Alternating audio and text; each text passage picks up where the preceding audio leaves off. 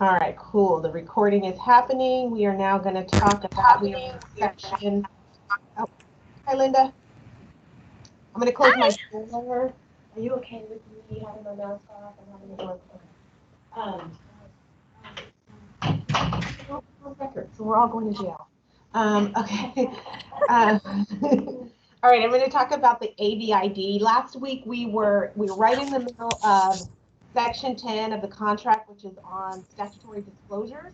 And last week we talked about the transfer disclosure statement and the seller property questionnaire. Okay. And with those two is the third piece is the agent visual inspection disclosure. So let's dive into that and talk about that one.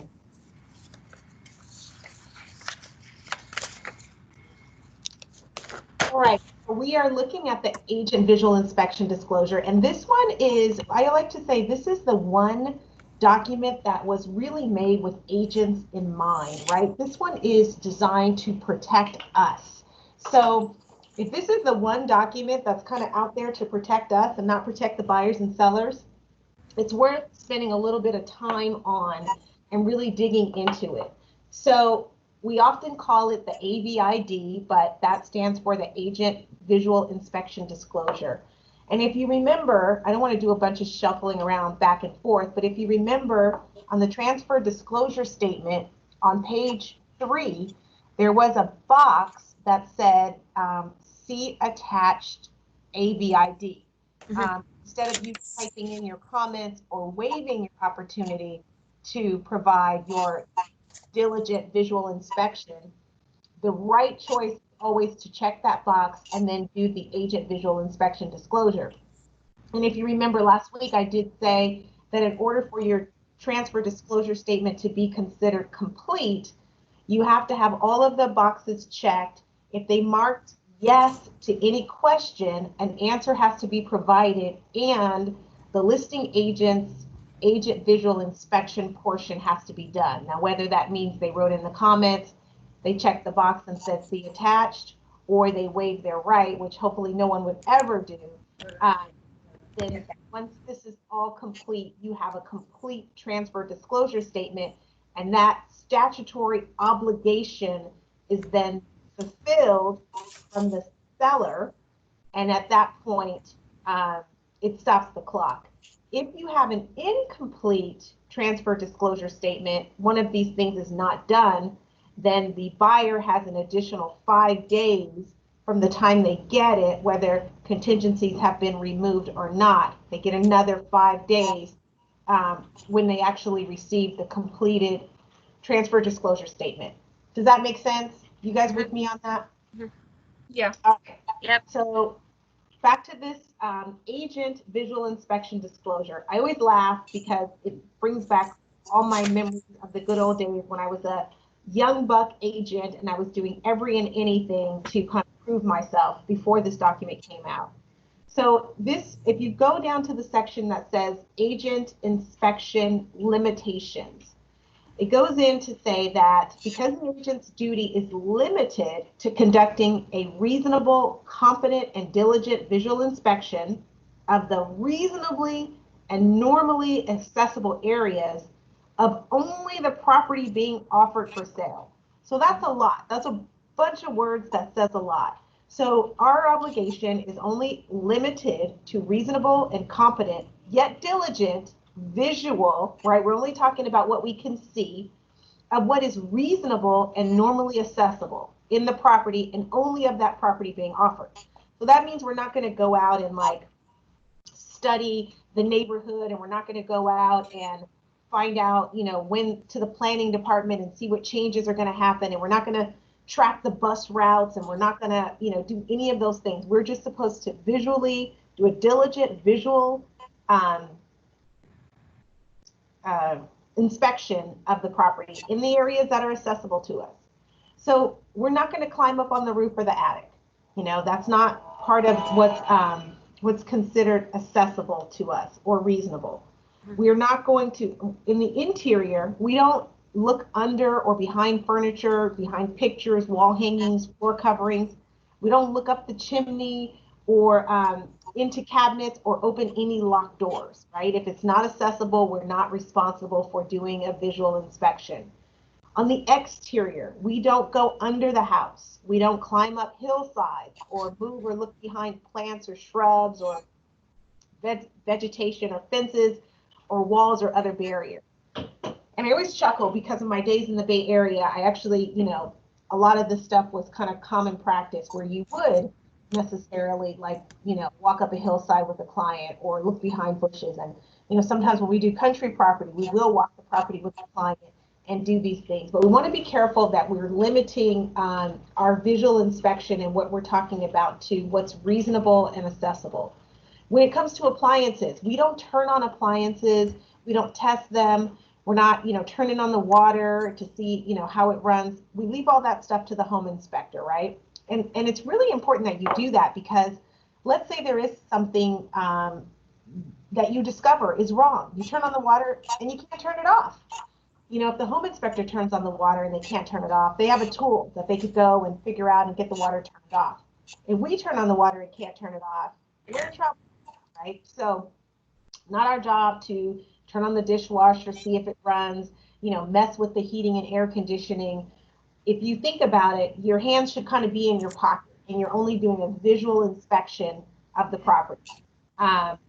We're not checking the size of the property or improvements. So we're not measuring square footage, lot improvements, or identifying boundaries or easements or encroachments. And I know sometimes that agents do that. It's not advised that you do that. It's fine if you want to help your clients, tell them where to go or who to use for these things, but you should not be the person who's doing that. I always say the extent of any measuring that you do in the property, sometimes your clients will want to measure something. If they're measuring something, you want to make sure that you're holding the end of the tape measure that has like the 1 inch, right? You want them on the side of the tape measure that has the actual number that they need to write down or document. You never want to be responsible for saying, oh, it's 36 3/4 inches, right? Put the client on that part of the tape measure. And if you want to be helpful, you can hold the other side. We don't measure the refrigerator space. We don't measure their curtains for them. Sometimes we get real close to clients and we want to do a lot of things and be real helpful. But when you do that, you take on that responsibility. And let's say you say, oh, the refrigerator opening is X. And whether you were right and they copy it down wrong, you're now responsible for that. So this document really is to protect us, but the best protection for us is to make sure that we stay in our lane, right? And we don't go outside of the things that this document is protecting us from being responsible for. Environmental hazards. We don't say if the property has mold or asbestos or lead-based paint or radon or formaldehyde. We don't get involved in any of those things. And then, like I said, off-property conditions. We're not going to pull permits, inspect public records. We're not going to guarantee views, zoning, proposed construction, changes in proximity, transportation, schools, or law enforcement. We are fine to give them resources. Again, they can go to greatschools.com and check out the schools. They can go pull like crime reports for the area. They can, there's lots of websites that you can give them where they can go and check what permits are present on a property or active. And you can definitely be the source of the source, but careful to never be the actual source, right? And then you're not going to, it says analysis of the agent's disclosure. For any items disclosed as a result of this agent's inspection. So you've done your inspection and we found that, hey, there's discoloration on the ceiling. You're not responsible for diagnosing that or providing a determination of how to fix it or the cause, nor determining the cost of any possible repair. And that's why you want to be really careful with anything that you note when we get into the actual pages where you are going to write down what you see, that you're only describing visually what you see and that you're not adding anything onto it. So then finally, on our disclaimer, page 1, it says, what does this mean to you? An agent inspection is not intended to take the place of any other type of inspection, nor is it a substitute for a full or complete disclosure by a seller. Regardless of what the agent inspection reveals, or what disclosures are made by sellers, California law specifies the buyer has a duty to exercise reasonable care to protect him or herself. Hold on one second, you guys. I hear an echo. If you don't mind, let me just fix this really quickly.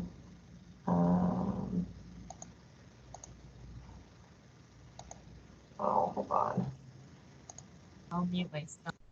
Are you going to mute yourself? Okay, this was going to try to do. I'll mute Linda too. All right, I think we're good now. I'm the only one talking. Come off mute if you have questions, but let's stay on mute just so we don't have the feedback. Okay. So the buyer has a duty to, where did I leave off? Reasonable care to protect him or herself. The duty encompasses facts which are known to or within the diligent attention and observation of the buyer.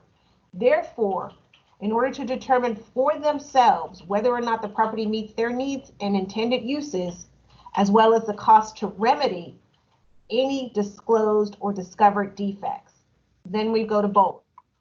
Buyer should, number one, review any disclosures obtained from the seller, obtain advice about and inspections the property from another appropriate professional, right? That's not you. They shouldn't come to you with the home inspection and say, what should I do on here? What does this mean, right? They should go direct to a person who is either going to make those repairs or to the home inspector.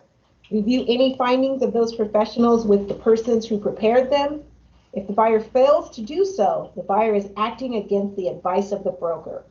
So this page should be enough for you to understand why it's important to do your agent visual inspection on this document as opposed to just filling in that section on the TDS, because this is going to speak to the buyer and say, hey, here's my observations, but here's how I need you to take my observations, and here's what you need to do when I give you these observations. So make sure that you're always using your AVID to do your visual inspection.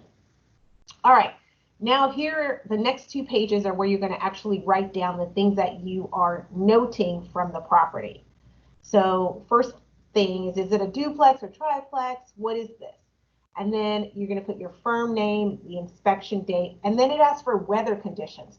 Why is that important? Well, it's important because if it's raining and water's dripping, that's going to be a different situation than it's a sunny day and water's dripping, right?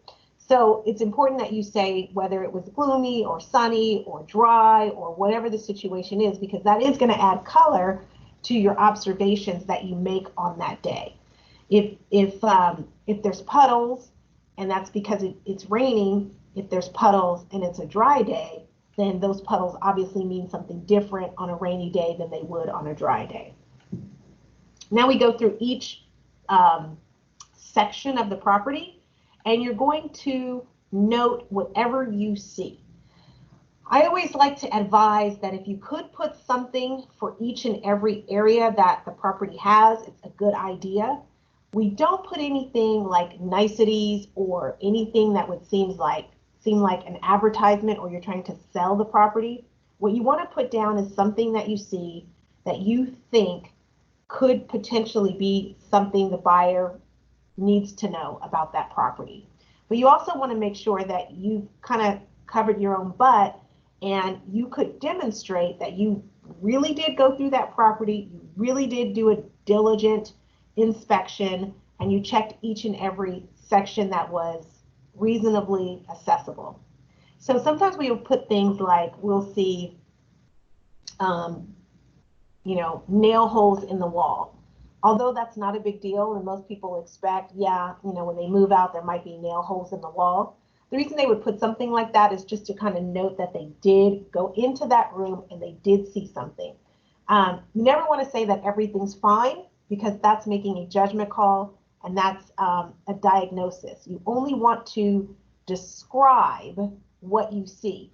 Now, careful when I say describe, you're not going to use any adjectives to describe, right? So normally when we think describe, we use lots of adjectives.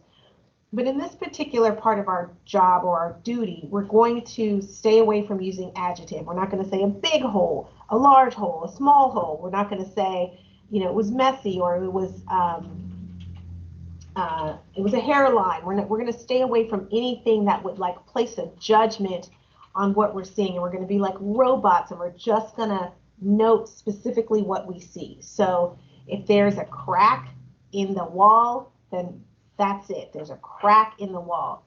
I know you might want to say, well, it's a small crack, because that's different than a big crack, but that's not our job here. Our job is not to explain away what we see. Our job is only to note that what we see. Discoloration is going to be your best friend. You're going to want to always use discoloration as opposed to saying a stain or a leak or mold or anything like that. If you see something on the walls or floors or ceiling, and you can use the word discoloration to describe it, then use discoloration. Think of that as like your go-to description.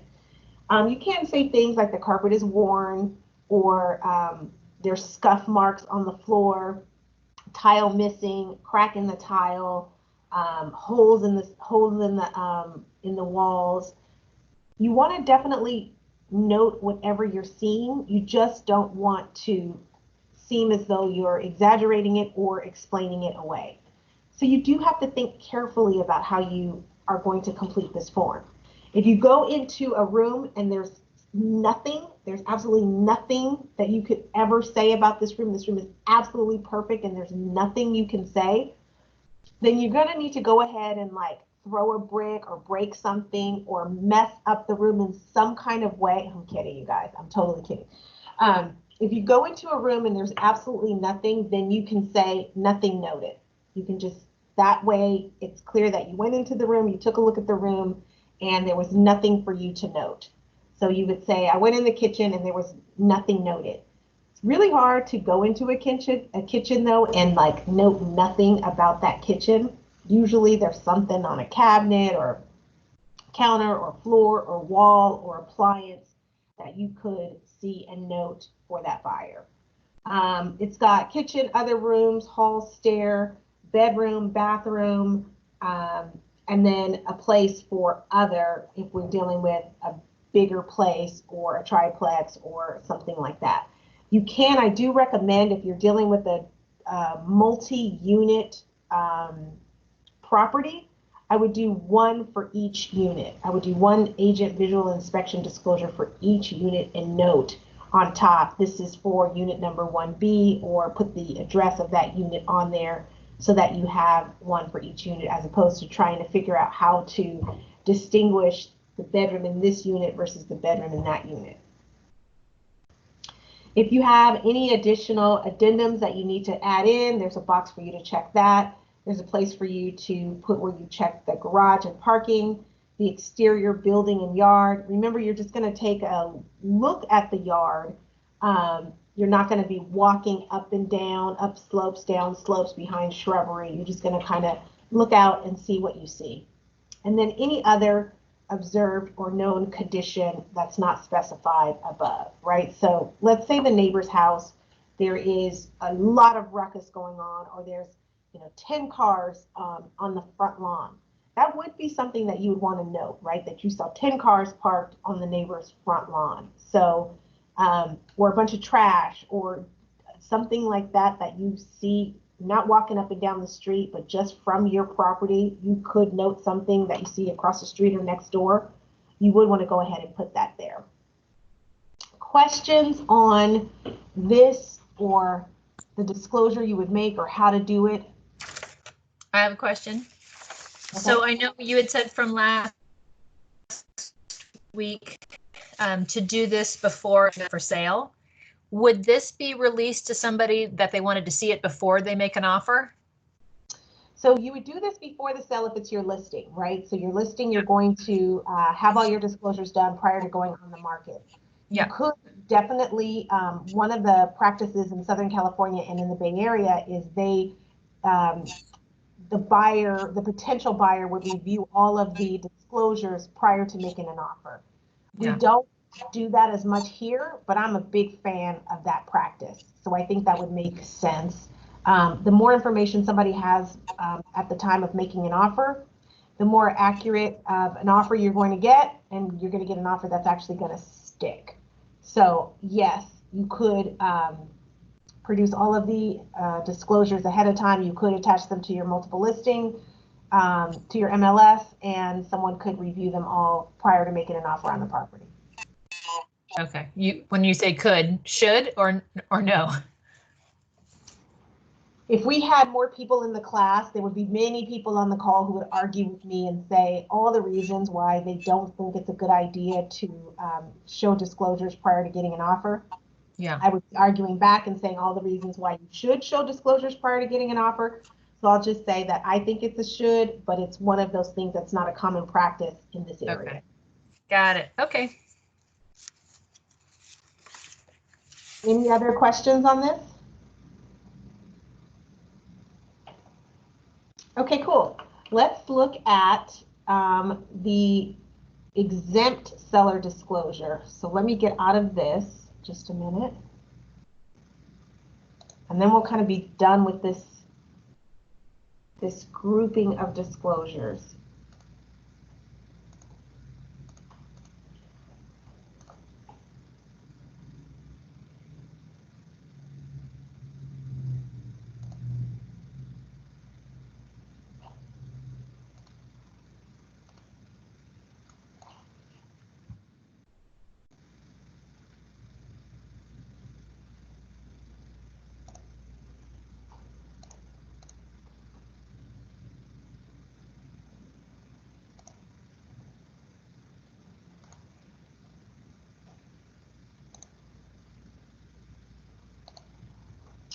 All right, so this is the exempt seller disclosure, and we talked about this last week, kind of at the end of the week, how you could be exempt from having to do the transfer disclosure statement and the seller property questionnaire.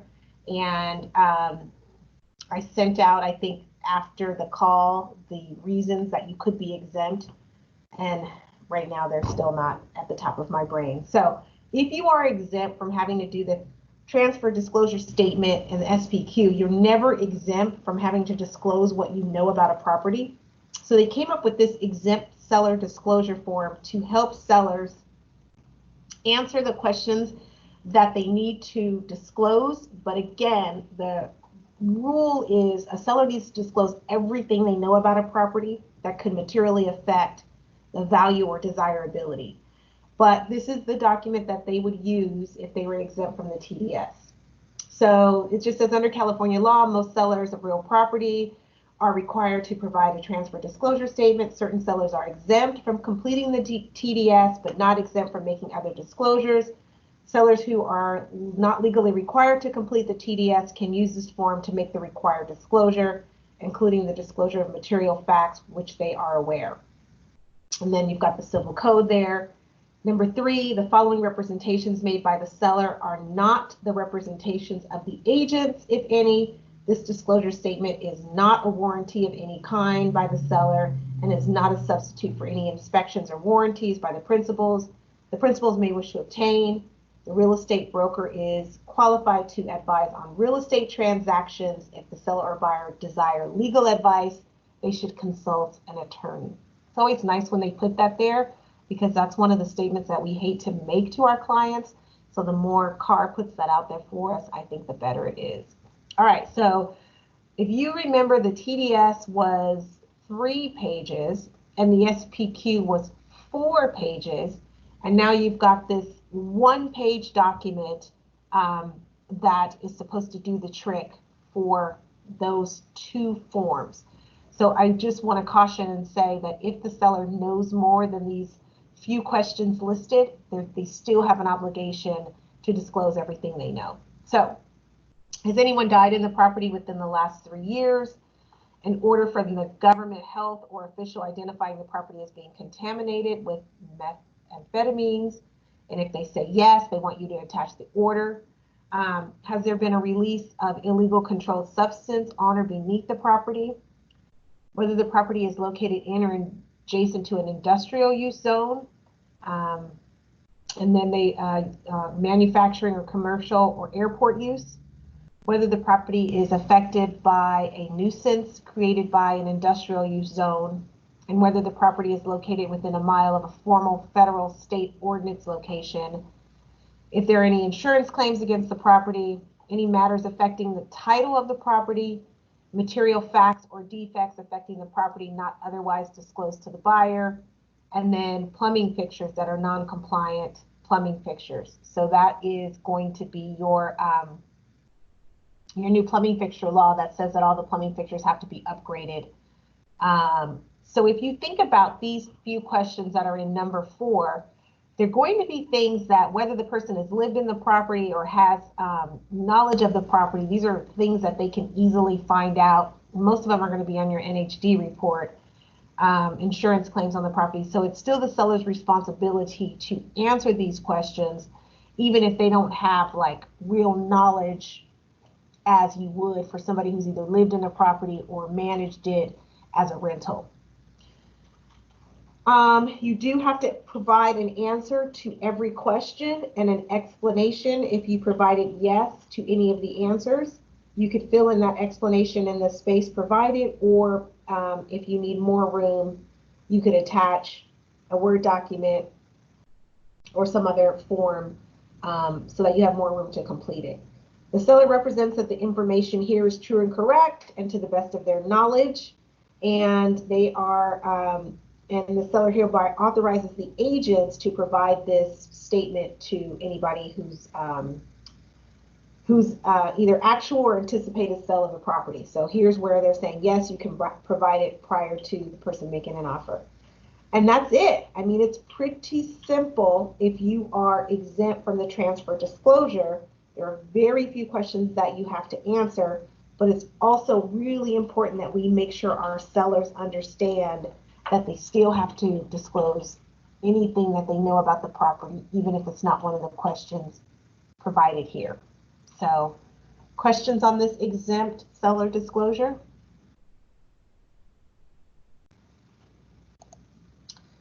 Okay, there's one more form that I want to show you. And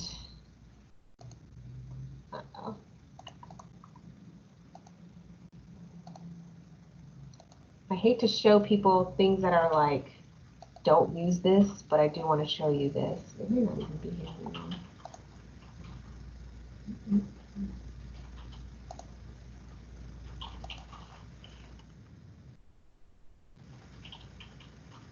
Nope, they took it out. Okay, I'm not showing you that. Did I show you guys the lead-based paint one? Let me show you this one.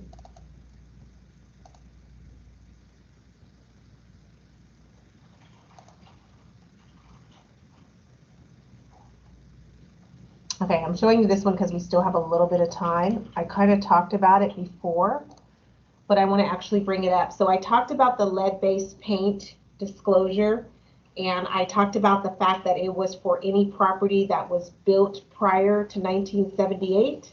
So 1977 construction and before that. If it's built after 1977, starting in 1978, then you don't need this form. But if it's prior to, you do.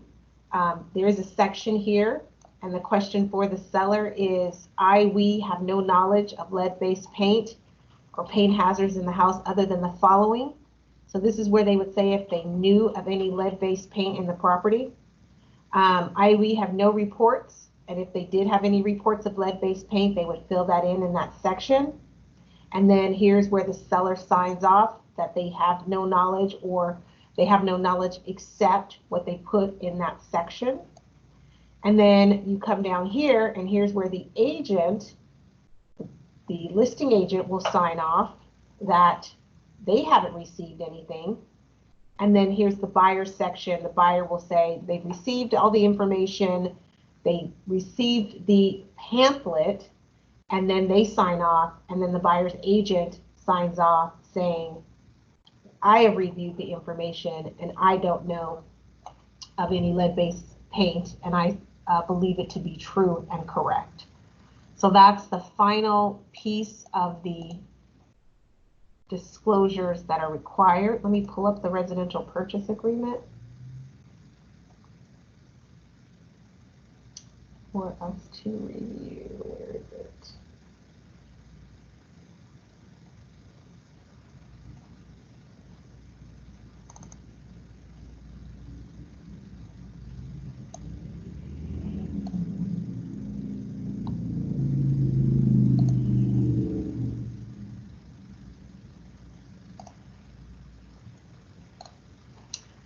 Okay, so back to the RPA, or the Residential Purchase Agreement. We are on Section 10, which is statutory and other disclosures, including lead-based paint, right? So we talked about, the last one we just looked at was the federal lead-based paint. We talked about the lead disclosure.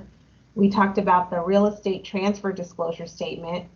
We didn't talk about the natural hazard disclosure statement. I was going to bring that up, and that was the one that I said it's not there anymore. So you are going to, in every one of your transactions, do a natural hazard disclosure report. Your natural hazard disclosure is going to be the report. We talked about this when we were in Section 7, who's going to pay for what. It's going to tell you about everything that has to do with where the house is situated. So it's going to tell you if it's in a fire zone, a flood zone, airport proximity. It's going to tell you if there's special taxes, everything that has to do with that house specific to where it sits on the land, and nothing about the particular property. So you'll get your natural hazard disclosure report. In that report is going to be the statement, which is like a summary of what's in that report.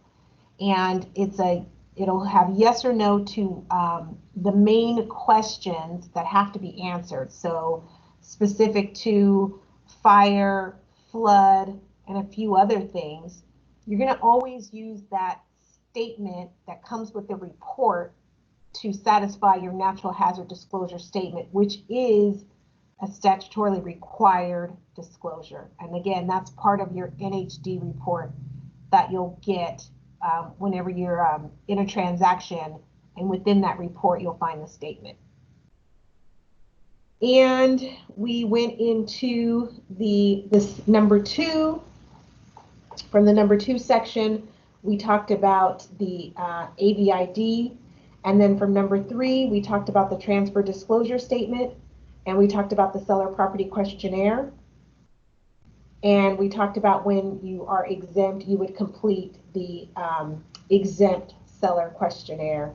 And we looked at all of those different documents. So it says, in the event seller or seller's brokerage firm prior to close of escrow becomes aware of adverse conditions materially affecting the property or material inaccuracies in these disclosures, the information or representations previously provided, the seller shall promptly provide a subsequent or amended disclosure or notice in writing covering those items. However, a subsequent or amended disclosure shall not be required for conditions or material inaccuracies of which the buyer is otherwise aware of, or which disclosure reports were obtained. So in other words, all of that to say is, let's say in the beginning, we put out disclosures about the property when we got the listing ready to go live. And then something happened, and there was something new to disclose about the property. If that's the case, then we would do an amendment to the transfer disclosure statement or seller property questionnaire or whatever it is where there was a change that needed to be made. So we would make sure that if we got new information, we would update it. However, let's say you do your transfer disclosure statement, and then later on you get an inspection report done. And the inspection report has something that the seller wasn't aware of because they hadn't had the inspection done before. But we're giving that inspection to the buyer. We don't need to go back and correct the transfer disclosure statement or any of our disclosures based on the inspections, because that information is going to be shared with the buyer, and the buyer will be made aware of those things. So that's where you get into this bold section that says, however, a subsequent or amended disclosure shall not be required for conditions or materials which the buyer is otherwise aware of, or which will be disclosed in reports provided. So that's important. New information, you do an amendment, but if it's new information from reports that you're turning over to the buyer, you don't have to do anything about that. And it says, if any disclosure or notice specified is delivered to the buyer after the offer is signed, the buyer has the right to cancel the agreement within 3 days after delivery in person, or 5 days after delivery by deposit in mail or electronic copy. So that's where I was talking before, where I was saying that once you receive the completed TDS, you have 5 more days to review it, even if you've already removed contingencies. So if you gave them the TDS or the transfer disclosure statement, but then you had to amend it, you had to add something on, they get another 5 days if you're sending it electronically, which is the way we usually deliver things to clients, is we're emailing it to them or sending it to that way. If you drop it off on their doorstep, then you could reduce that time to 3 days. But most of the time it's 5 days because we're sending it electronically. All right, that is section 10A, which speaks to all of the required disclosures for a transaction. Let's just cover B because we've got a few minutes, which is the natural and environmental hazard disclosures and other booklets. It does require that within the time specified in 14A, and that's the 7 days that the seller has to provide everything to the buyer, the seller shall deliver to the buyer the earthquake guide and questionnaire, the environmental hazard booklet, the home energy rating pamphlets, and disclose if the property is located in a flood zone or flood area, potential flooding, very high fire zone, fire responsibility. All of those things from that section you're going to find in your NHD report. So we are responsible by contract to provide the pamphlets, right? So your earthquake guide, your environmental hazard booklet, and your energy rating pamphlet. All of those things have to be provided within the 7 days. And then we also have to provide everything that's required, but all of those things you'll get in your natural hazard disclosure book. Let me show you. Talisa, just really quickly, Mm-hmm. The lead-based paint, the earthquake, those ones are the ones that are part of zip forms, right? I see you pulling up zip forms right here. And then we provide those plus the NHD. Correct. Okay, I just want to make sure I got that right. Okay. Yeah, I was just going to go into CAR and show you where you can find the pamphlets. So sometimes you're like, oh my God, where are all these pamphlets? What do I need to pull up the pamphlets? So let's see. Just quickly in here, I wanted to also point out that there are some like sample letters. Like if you're ever running into trouble, like, oh, I've given the agent the disclosures and they haven't responded back to me. How do I deal with somebody who doesn't respond to me? There's a bunch of sample letters in here that you can take a look at that might be helpful, or you can reach out to me and I can help you. We have things like that too. But here are some of the EPUBs. Here's the Protect Your Family from lead, right? Here's, sorry. So here's where you're going to find under EPUBs, right? All of your different, I want to say brochures, it's pamphlets that you're going to need to send out. They're right here under EPUBs in the CAR library. Now, if you're just under, if you just go in and you just go to all, you'll be able to find everything. You don't have to go into EPUBs in order to find it. You can just type in, I'm sorry, I can't spell. You can just type in pamphlets and you'll see all of the different pamphlets that are required, right? Or if you know you're specifically looking for that, you can go into EPUBs and find all of the pamphlets together under EPUBs. Sorry, I'm having trouble navigating this. Select library, California EPUBs, and there's all your pamphlets. Questions? Nope, because you already asked the question before I brought it up, so super smart. All right, so that's what I have for today, and that puts us right at 45 minutes. Let me stop our recording.